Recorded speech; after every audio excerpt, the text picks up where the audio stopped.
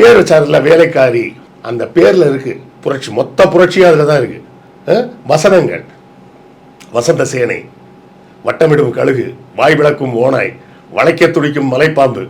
தமிழை பயன்படுத்துகிறாங்க, சினிமாவை பயன்படுத்துகிறாங்க. எதுக்கு?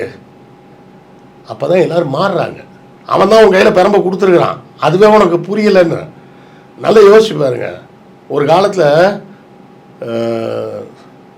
ஸ்ரீ சம்பூர்ண ராமாயணம், அபிமன்யு, அர்ஜுனன் தபசு, இப்படிலாம் படம் எடுத்துக்கிட்டு இருக்கும்போது உள்ள ஒருத்தர் வர்றார். வந்து படத்துக்கு பேர் என்ன வைக்கிறாரு? வேலைக்காரி. ஹீரோயினோட பேர் என்ன? வேலைக்காரி. அந்த வேலைக்காரின்ற பெண் வந்து நீங்கள் எப்படி வேணால் எடுத்துக்கலாம். அந்த பெண் வந்து ஒரு தலித் சமுதாயத்தை சேர்ந்த பெண்ணாக எடுத்துக்கலாம், இல்லைனா நீங்கள் ஒரு இடைநிலை சாதியாக எடுத்துக்கலாம், யாராக வேணால் எடுத்துக்கலாம். மொத்தத்தில் பொருளாதாரத்தில் பொருளாதாரம் சமூக படிநிலையில் ரொம்ப கீழே.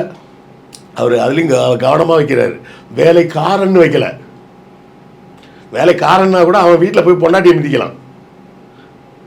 வேலைக்காரின்னு வைக்கிறார். அவளால் மிதிக்கிறதுக்கு அவளுக்கு கீழே ஆளே கிடையாது.